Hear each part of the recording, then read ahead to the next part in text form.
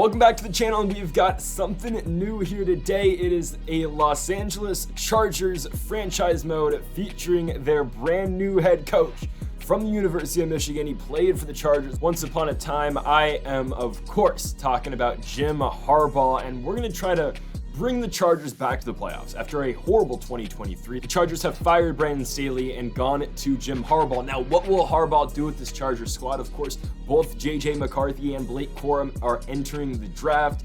McCarthy just doesn't make sense, but Corum, I think, could fit in real well with this team. This is the current state of the Los Angeles Chargers. Obviously, Herbert is injured. Joey Bosa is injured. Some of the main guys, Mike Williams, of course, is out till next season. And Austin Eckler currently holds an X factor. He's going to go down to star once the offseason hits. So that's something we've got to really figure out. Are we going to keep Eckler around? What are we going to do to build this team around Justin Herbert? And folks, if you haven't yet, though, make sure to hit that subscribe button down below for some more of this Chargers franchise mode. Madden predicts the Niners win the Super Bowl against the Bills. We'll see if that happens in real life, at least the Niners part of things. Retirements: Ryan Tannehill, Brian Hoyer, Matthew Slater, Adam Thielen, Aaron Rodgers is a big one. So Rodgers is gone. Cordero Patterson, Matt Prater. Just looking at this to see how it affects the league, at least with quarterbacks. Joe Flacco and Russell Wilson retire. Wilson is really interesting, but at least that's just going to open up a vacancy at quarterback for the Denver Broncos. We are projected to pick Newton, the D lineman out of Illinois in the draft. We have the 5th pick. I don't really think I'm going to go that way. And the problem with the Chargers, too, is they don't have money. I mean, we're going to be able to get Rashawn Slater back because of his 5th-year option, but man, we can't even go out and re-sign Austin Eckler. I tried to get Kenneth Murray back. Murray wasn't interested. So we're going to, of course, accept the option with Slater, but everyone else on this team can't bring back. Gerald Everett tried, as we're going to see right here, just can't bring him back. We have Donald Parham as the current tight end. There, of course, is a big tight end in the draft, but we have to offload some contracts. And I know Khalil Mack had an incredible 2023, but I cannot afford to pay this guy $38.5 million. We are trying to get younger on this team. Khalil Mack is an older outside linebacker, and we can get a lot younger with a move with the Houston Texans. It's for Jalen Petrie. Petrie's a tremendous safety. If we move both Trey Pipkins and Khalil Mack for Jalen Petrie in a 3rd-round pick, we will get the job done with that. I know, again, it sucks losing Khalil Mack, but we just offloaded $50 million right there. That's important, so we can at least bring guys back. And also, Quentin Johnson, getting rid of him. He had a horrible rookie season. I know he can improve, but there's so many options at wide receiver. We can move him for a 3rd-round pick. And again, maybe Harbaugh is still a little pissed off from losing that Fiesta Bowl 2 years ago against Texas Christian. So one of our big, points in the offseason here is the running back position. I really thought about bringing in Ezekiel Elliott. He had a good year last year for the New England Patriots. However, I am going to bring back the West Colorado product in Austin Eckler. We're going to give him a team-friendly deal on a 1-year contract, just because, again, I don't really feel like Eckler fits the future of this team, but for now, I think we can keep Eckler around. Isaiah Spiller is the backup, and this is kind of what the offense looks like right now. Again, it's not great. The receiving core is Palmer, Allen, and Williams, of course, is injured. This is the defense. Our D-line is not very good, other than, of course, Joey Bosa. So we're going to try to bring in Carl Lawson. Again, not the biggest pickup. We don't have that much money. Again, we only have $2 million in cap. I forgot to mention we sent an offer to Kevin Zeitler, the former right guard for the Cleveland Browns. We are going to bring him in, as you're going to see in a second here. So there's that. Baker Mayfield's going to go to the Tennessee Titans, and Gardner Minshew's going to go to the Las Vegas Raiders. But yes, we did get Eckler back. And then at the tight end position, of course, Gerald Everett's going to leave to Carolina. Not at left guard, but at right guard. There you go. We are going to get Kevin Zeitler. I gave him about $10 million, but we need to keep Justin Herbert alive in the pocket. And we go to the NFL draft, and Malik Neighbors goes number 1 to the Bears. So they keep Justin Fields, and there goes Caleb Williams, 2 to the Cardinals. Fashanu going to go to the Patriots.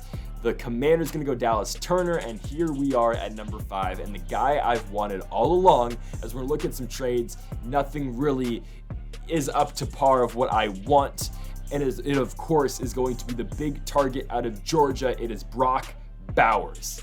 Again, we need guys who can catch the football for Justin Herbert.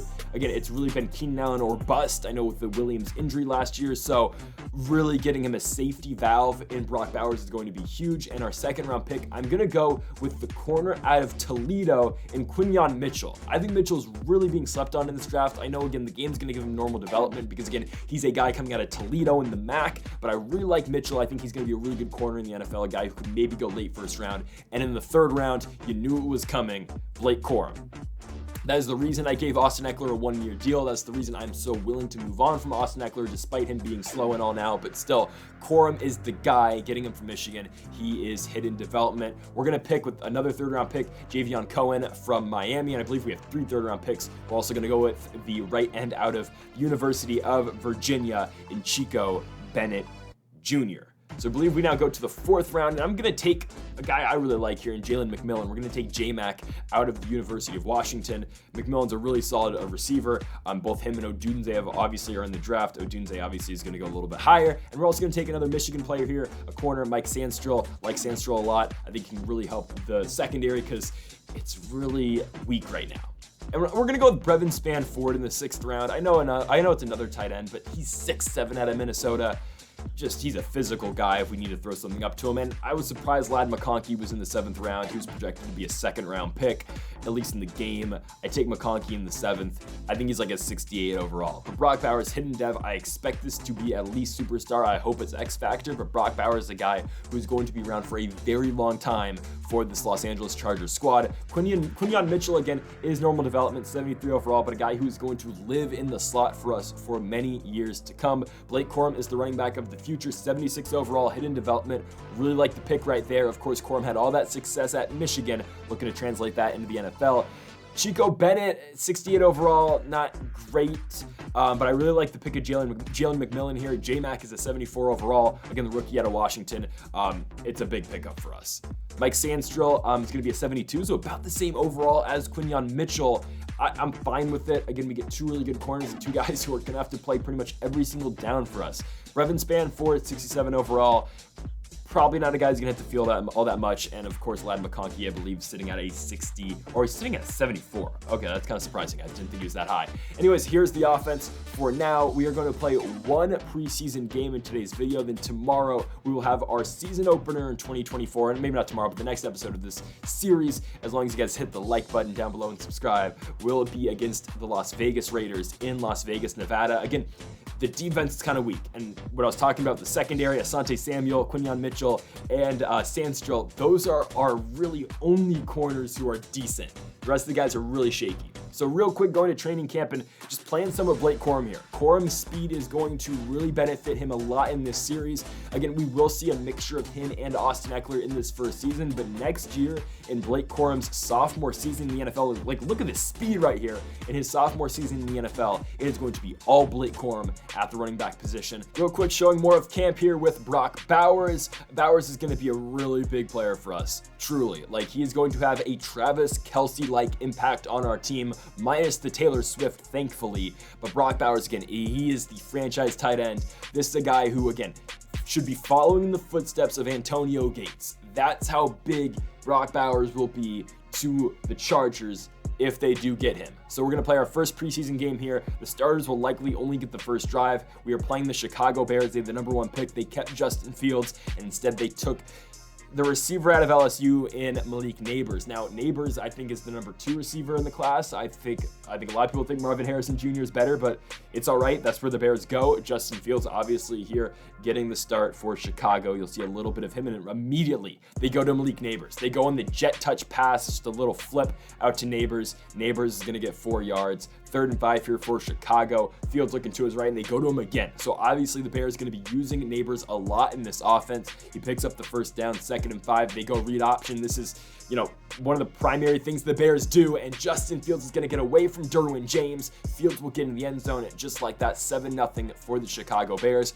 But here comes the Los Angeles Chargers and Justin Herbert, looking again to return to the playoffs here in 2024. They say Justin Herbert's decision-making is ideal. He's an 86 overall, looking to only improve that here this season. And immediately, he's going to go to Blake Corum. Corum out the backfield is going to pick up 10 yards. It's going to be a 2nd and 8 now for Justin Herbert and the offense. Herbert looking, he will go to J-Mac, Jalen McMillan. That's a big pickup into Bears territory. 2nd and 10, Herbert handoff, Blake Corum. He will have the first down. Maybe he'll be short, but a 3rd and 1 after a 9-yard gain for Corum. We're going to go back to him. Blake Corum on the ground, picks up the first down a lot more, making honestly a case to be the starting running back this season is Corum. 2nd and 9, Herbert looks over the middle. There is Brock Bowers. Bowers' first catch as a member of this Chargers squad. 1st and 10, Herbert goes back on the ground to Blake Corum. Corum going to will himself forward for a gain of 8. 3rd and 1 now for Herbert in the offense, looking out the gun, trying to get in the end zone. He's going to go to his right. He finds Austin Eckler. Touchdown, Chargers. Eckler making an impact as well through the pass game. It will be 7-7 here in the preseason. Herbert to Eckler as we now move on to the second quarter. 7-7 here at SoFi. So the Bears got the ball back. It's the second quarter, so here comes their rookie backup quarterback, yes, in Joe Milton. Joe Milton is a guy who didn't play the Citrus Bowl because he was preparing for the NFL draft. I don't know how that, would help him all that much to not play a bowl game to be a 7th round pick, but he is the backup quarterback now for the Chicago Bears. Milton will find Josh Reynolds, who has been relegated to a backup role apparently, and oh my, Khalil Herbert gonna shake off a tackle, and Herbert will get in the end zone, and Herbert is gonna hit us, oh my goodness. He's going to hit us with the I just want to rock. Okay, it's 14-7. We get the ball back, and I forgot to mention, we signed the Red Rifle as our backup quarterback. Yeah. Andy Dalton is the backup quarterback of the Los Angeles Chargers. He'll pick up the first down there. We go back to the ground game. Blake Corum will be playing into the second quarter here. 7 carries, 442 yards for Corum. We're going to see some of Isaiah Spiller as well, but Dalton on a 3rd and 10 looks to Donald Parham. That ball's dropped, so we bring out our kicker, our new kicker. Cameron Dicker's gone. He accepted another offer. We have Caleb McLaughlin now, the former kicker of the Tampa Bay Buccaneers, and this is just honestly where the game gets weird. We're down by 4. The Bears go fake punt in the preseason to no avail. Dalton gets the ball back on a 3rd and 4, and he looks for Ladd McConkey. That ball, though, is incomplete. The Bears get the ball back. 2nd and 5. Joe Milton looking to throw. He's got a crazy arm, but instead, he throws it right to Derwin James, who I don't know why he's playing right now in the preseason. I took the starters out in the first quarter, but we're now going to go into the second half. It's 14-10, and, just get ready for some crazy stuff. All right, let's go see the Red Rifle. 1st and 10 for Andy Dalton, looking to his right, going for Donald Parham, and that ball's picked off. Okay, maybe that's not the veteran mentorship we want to show Justin Herbert, and I guess even our 3rd-string quarterback in Max Duggan. Dalton comes back out, though. He's unfazed. Dalton looks to throw. The Red Rifle lets one fly, looking for Davis, and that ball's picked off again. I think that might be it for Dalton tonight. It will be Johnson's 2nd pick of the game. The Bears get the football back up by 11. It's going to be a little pitch that Joe Milton is going to send to his receiver. It will be a touchdown for Paris Campbell. The Bears just really getting a lot of those veteran receivers on their team. Reynolds, Campbell, guys who are backups for them, I guess, really loading up. I mean, who are they going to catch the ball from? I don't know, but it's fine. Here comes, I believe this is Max Duggan now, or was that still Dalton? It doesn't matter. McConkey, we're throwing to McConkey, it gets picked off. Milton gets the ball back, and Joe Milton's really not known for the speed. He doesn't really do this a lot. He's known for his arm that can really take him like 70 yards through the air. Instead, Joe Milton's going to run for a touchdown. And honestly, I'm just kind of sick of seeing this. Yeah, we have, brighter days ahead. This does not reflect who we are as a football team because our backups are horrible. So it just shows if any of our guys get hurt, we're screwed. And actually, one of our guys did get hurt. It's Blake Corum. Apparently, he got hurt. He'll be out for week 1 of the regular season, but that's just it. Kind of sucks, though. Kind of wanted to see him in the preseason, but it's fine. Corum will be back, of course, for week 2. But folks, that will do it here for episode 1 of the Jim Harbaugh Los Angeles Chargers franchise here on Madden 24. If you haven't yet, though, folks, make sure to hit that subscribe button down below for more. Make sure to leave a like if you did enjoy the video. Thanks again for watching. And Mamba, forever.